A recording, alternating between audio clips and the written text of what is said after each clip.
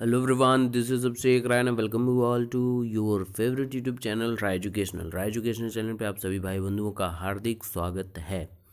मित्रों, आज के प्रमुख अखबारों से वैसे फ़िलहाल तो आज का पेपर तो रिलीज़ हुआ नहीं है कहीं पे, क्योंकि हर जगह जब मैं मॉर्निंग की न्यूज़ अपडेट देता हूँ आपको तो अमर उजाला जो ई न्यूज़पेपर रहता है उसी के द्वारा आप लोगों को सारी चीज़ें अवेलेबल कराने की कोशिश करता हूँ।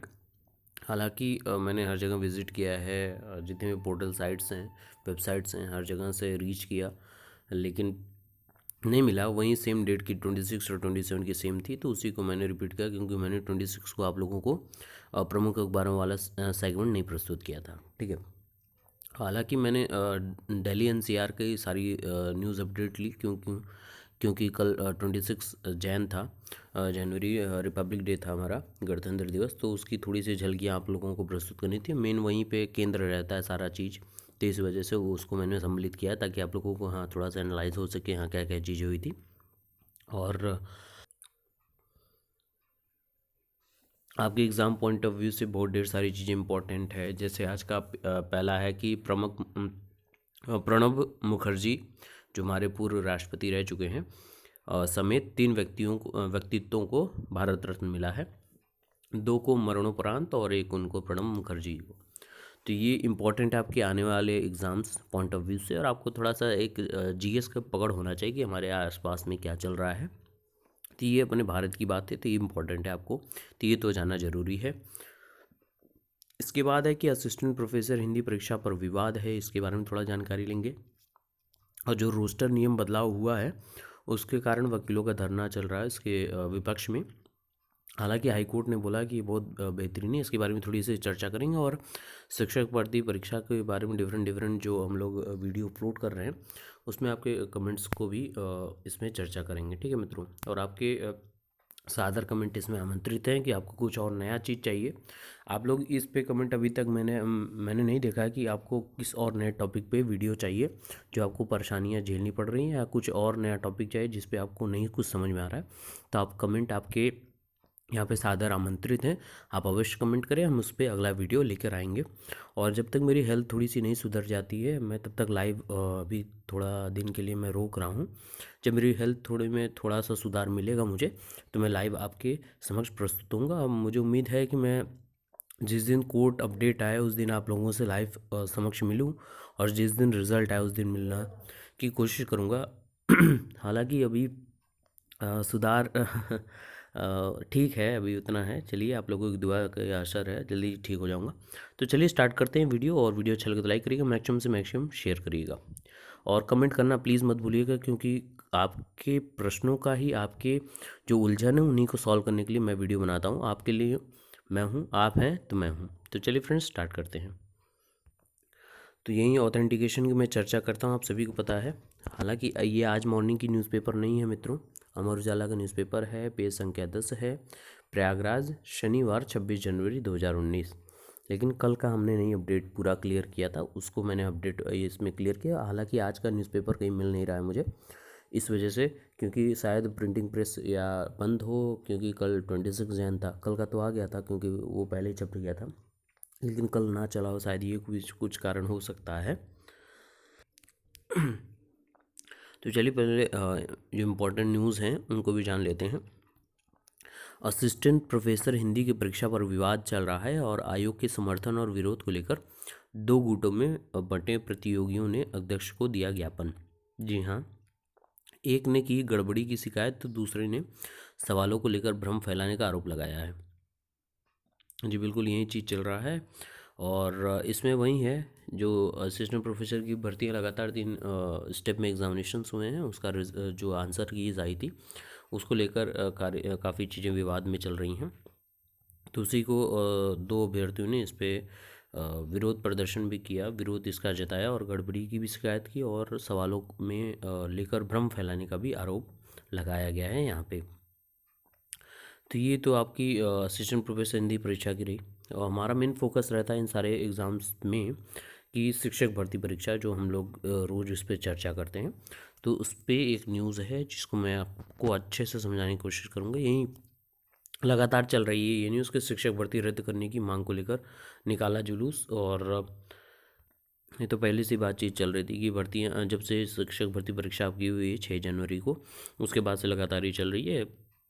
तो इसको थोड़ा सा देखते हैं कि 25 जनवरी की ये रिपोर्ट है। 69,000 शिक्षक भर्ती निरस्त किए जाने की मांग को लेकर शिक्षक भर्ती न्याय मोर्चा के नेतृत्व में अभ्यर्थियों का परीक्षा नियामक प्राधिकारी कार्यालय पर धरना प्रदर्शन शुक्रवार को भी जारी रहा और बारिश के बावजूद छात्र धरने पर बैठे रहे और इसके बाद बालसन चौराहा स्थित गांधी प्रतिमा तक जुलूस निकाला। छात्रों ने कहा कि परीक्षा का पेपर आउट होने से हजारों अभ्यर्थियों का भविष्य दांव पर लगा है। अब तक परीक्षा रद्द नहीं की जाएगी। छात्रों का धरना प्रदर्शन जारी रहा और गणतंत्र दिवस पर भी छात्र पीएनपी कार्यालय पर धरना करेंगे। तो ये सारी चीज़ें हैं और ये चलता रहेगा। और अब सारी अपडेट तो यही 29 तारीख की इम्पोर्टेंट अपडेट है कि 29 तारीख को जो आपका लखनऊ खंडपीठ का रिज़ल्ट आएगा वो ज़्यादा इम्पोर्टेंट है। और बाकी आप लोगों को मैंने तो ये सारी चीज़ें समझा दी थी कि रोस्टर में परिवर्तन हुआ है। हालांकि उसके बारे में अभी भी चर्चा करेंगे।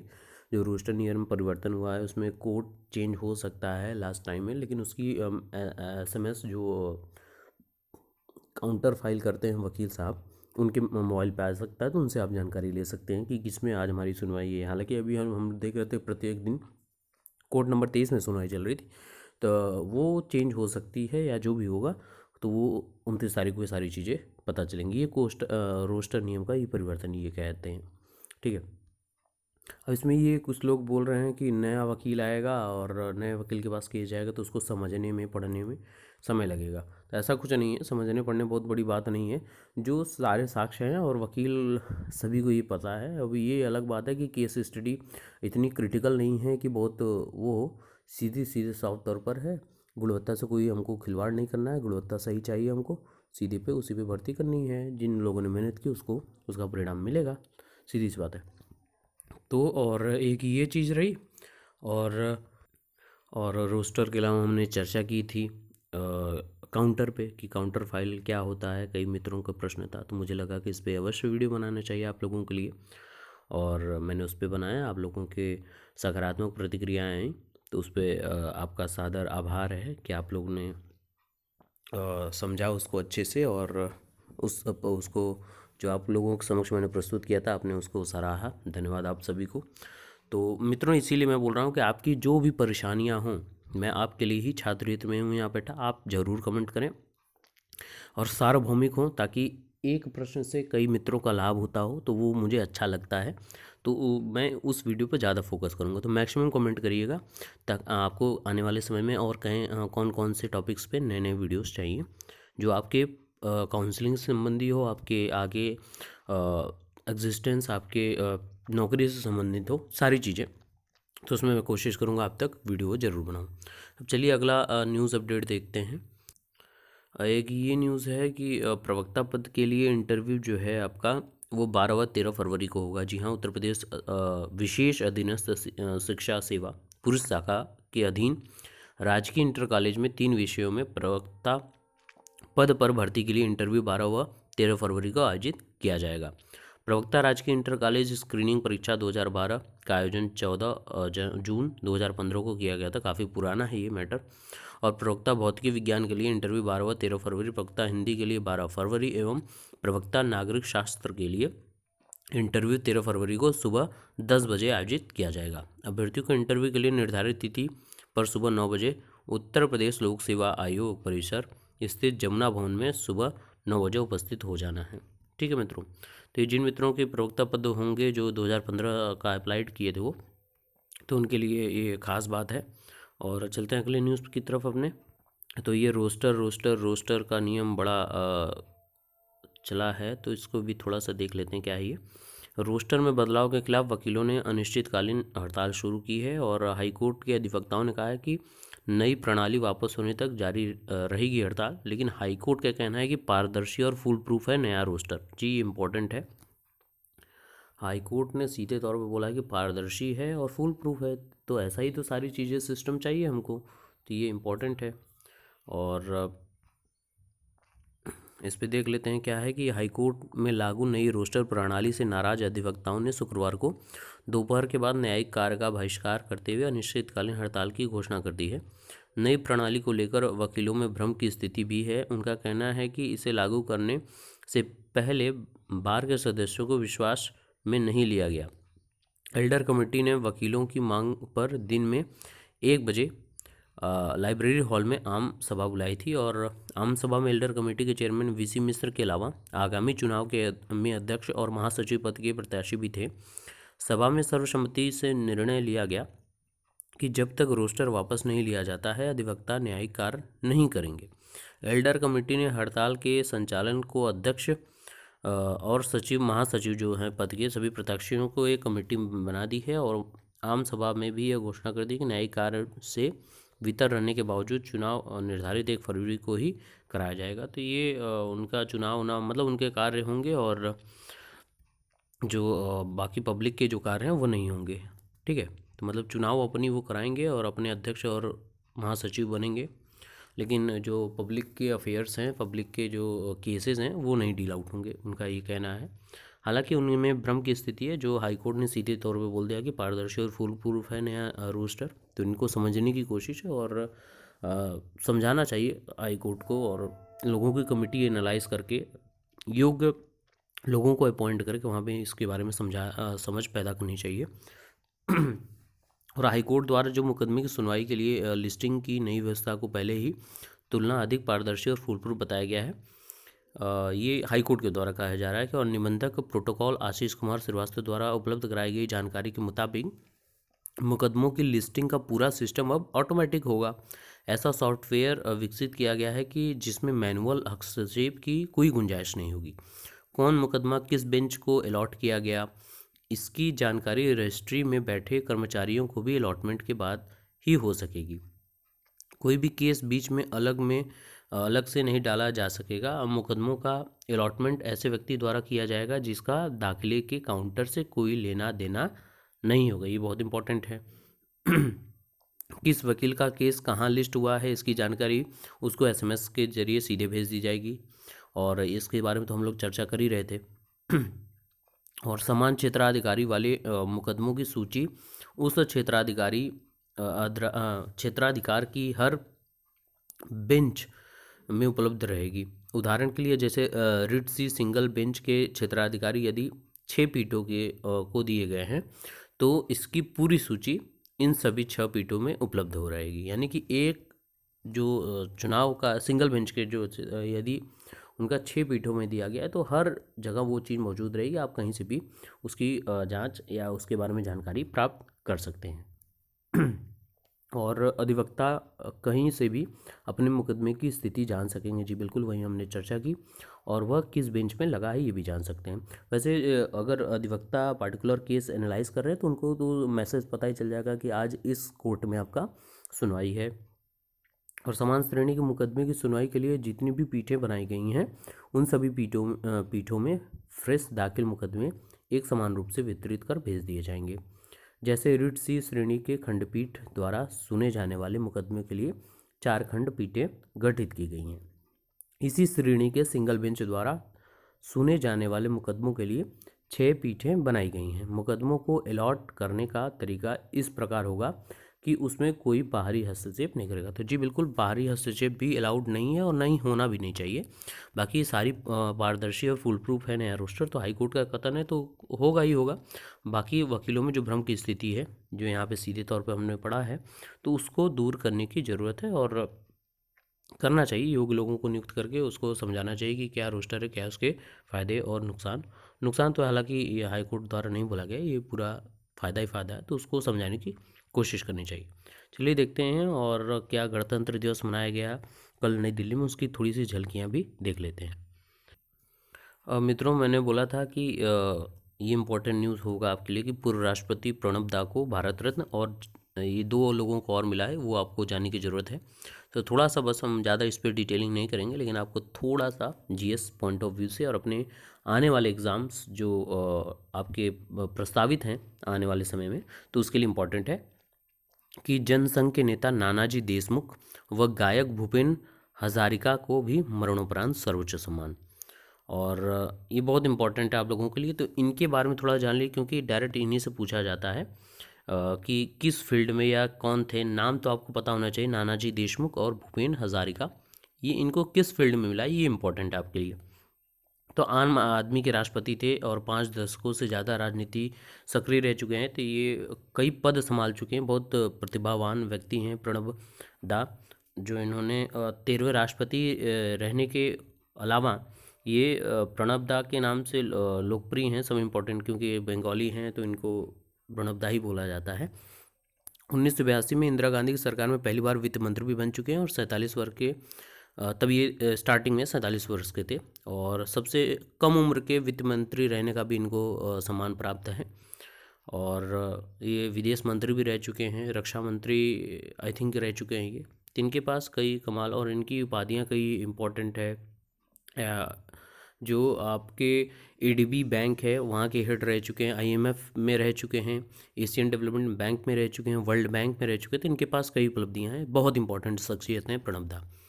इसके अलावा ग्रामीण विकास को समर्पित थे ये आपके नानाजी, जो आपके नानाजी देशमुख हैं। तो ये जनसंघ और बीजेपी को एक साथ मिलाकर इनका काम था, इन्होंने दोनों को मिलाया, अपनी बहुमूल्य अपनी योगदान दी इसमें। हालांकि ये राजनीति से नहीं जुड़ना चाहते थे, इस वजह से लोगों के बीच में रहकर लोगों की सेवा की, इस वजह से लोक सेवा के लिए इनको ये प्रदान किया जा रहा भारत रत्न मरणोपरांत। और ये संगीत के साधक थे हमारे हज़ारिका जी, जो हैं आपके भूपेन हज़ारिका जी। और इनका बचपन से ही इस पे लगाव रहा, लगभग मुझे लगता है कि 12 साल की उम्र से ही इनका पहला डेब्यू था संगीत के क्षेत्र में। और कई भाषाओं में इनके, भारतीय भाषाओं में इन्होंने गाने गाए हैं। तो इनको इस फील्ड में, तो आप सभी को एक बस रिव्यू पता होना चाहिए कि क्या किन से कौन जुड़ा हुआ है। ठीक है मित्रों, तो ये जनसंघ के नेता थे नानाजी देशमुख और गायक भूपेन हज़ारिका थे और पूर्व राष्ट्रपति प्रणब दा। ये 3 लोगों को मिला है आपका भारत रत्न। चलिए अब अगला देखते हैं इम्पोर्टेंट चीज़ क्या है। अब देखिए, अमर उजाला से मुझे न्यूज़ नहीं मिली और वहीं सेम डेट की आ रही थी 26 की, तो मैंने हिंदुस्तान की न्यूज़ ली। यहाँ देखिए ऑथेंटिकेट न्यूज़पेपर हिंदुस्तान है, यहाँ तारीख यहाँ 27 जनवरी है, लेकिन आपकी नई दिल्ली से, मैंने दिल्ली एनसीआर का ही न्यूज़पेपर ये लिया है। और ये बस मैं गणतंत्र का एक वो दिखाना चाहता था आपको कि दिल्ली से सारी चीज़ें होती, केंद्र होता है दिल्ली। तो सेना के शौर्य और शक्ति को सलाम किया है यहाँ पे, और यहाँ पे आप जैसा कि देख सकते हैं। हाँ, ये एक इम्पॉर्टेंट आपके लिए हो सकता है एग्ज़ाम के लिए, तो वो इस देखिए, मैं पूरा मेरा शिक्षण संबंधी सारी चीज़ें होती है, मैं और कोई फील्ड की तरफ जाना भी नहीं चाहता। तो ये इम्पॉर्टेंट है, आप यहाँ देख सकते हैं। इसमें एक शख्स बहुत ज़्यादा इम्पॉर्टेंट है, बाकी ये 2 शख्स हमारे हैं जो निजी हैं और पूरे विश्व में प्रसिद्ध हैं, लेकिन ये शख्स बहुत ज़्यादा इम्पोर्टेंट है। क्यों? क्योंकि आपके आने वाले एग्ज़ाम में पूछा जा सकता है। जी हाँ, ये हमारे 70वें गणतंत्र दिवस के मुख्य अतिथि थे। जी बिल्कुल, मुख्य अतिथि थे। कौन है ये आपके दक्षिण अफ्रीका के राष्ट्रपति, नवनियुक्त राष्ट्रपति हैं, सिरिल रामाफोसा जी हैं, जो जिनको यहाँ पे अपॉइंट किया गया है। कुछ लोगों को डाउट होगा कि डोनाल्ड ट्रंप को बुलाया गया था। जी नहीं, डोनाल्ड ट्रंप को, देखिए अब इसकी भी एक प्रोसेस आपको समझा देता हूँ। जब किसी को किसी हमारे गणतंत्र या स्वतंत्र दिवस पर किसी को अतिथि बनाना पड़ता है, मुख्य अतिथि, तो उसको पहले ही 6 महीने पहले ही वो प्राइवेट उनको इनविटेशन भेजा जाता है, ताकि गोपनीयता बनी रहे और पूरे विश्व में उसका वो मजाक ना हो कि अगर उन्होंने मना कर दिया तो एक हंसी वाला हो जाए, जैसा कि ट्रंप के साथ हुआ। उनकी जो इन सब विचारों की जो मंत्री हैं, उन्होंने डायरेक्ट आके मीडिया के सामने ये सारी चीज़ें बोल दी। तो वो थोड़ा सा मुझे ऑकवर्ड लगा कि उनको जब ये नहीं करना था तो प्राइवेट, पहली बात तो आपने एक्सेप्ट कर लिया, ट्रंप के द्वारा ये एक्सेप्ट हो गया। फिर बाद में आपने जब ये नज़दीक आ गया डेट, तो आपने डायरेक्ट आके मीडिया के सामने बोल दिया कि हाँ हाँ हमको मिला था इनविटेशन, लेकिन हम अपने कार के द्वारा नहीं जा सकते हैं, बिज़ी हैं। तो ऐसा तो आपको डायरेक्ट प्राइवेट में ही बात कर देनी चाहिए थी, सारे मीडिया के सामने तो नहीं बोलना चाहिए था। ठीक है, फिर इनको भेजा गया और सिरिल रामाफोसा जी बहुत धनी व्यक्तित्व के व्यक्ति हैं और उन्होंने एक्सेप्ट किया और आए वो। तो ये आपके एग्जाम पॉइंट ऑफ व्यू से बहुत इंपॉर्टेंट, साउथ अफ्रीका के नवनियुक्त राष्ट्रपति हैं सिरिल रामाफोसा, जिनको मुख्य अतिथि अपने 70वें गणतंत्र दिवस में बनाया गया। तो ये कुल झलकियाँ आप लोगों के समक्ष आपके 70वें गणतंत्र दिवस की। सेना हमारी जो है इस समय हमारी सेवा कर रही है और हमको हर चीज़ों से बचा रही है, तो बहुत इम्पोर्टेंट है। और हमारे अंदर भी एक भारतीय नागरिक होने के वजह से हमारे अंदर भी होना चाहिए देश के लिए कुछ करने की। तो आप शिक्षक हैं तो आप खुद ही देश की सेवा कर रहे हैं और बहुत अमूल्य सेवा कर रहे हैं। और आपको अगर नियुक्ति मिलती है तो अपने शिक्षक धर्म का ज़रूर पालन करें और व्यक्तियों, बच्चों के अंदर नागरिकता का पाठ जरूर पढ़ाएं, उनके व्यक्तित्व को उजागर करें। बस यही आपसे गुजारिश है। तो मित्रों, यही था आज के अपडेट, और अच्छा लगे तो लाइक करिएगा, मैक्सिमम से मैक्सिमम शेयर करिएगा, और पढ़ते रहिए, पढ़ाते रहिए, भारत को आगे जरूर बढ़ाते रहिए। Stay blessed and stay motivated. God bless you all. Thank you so much.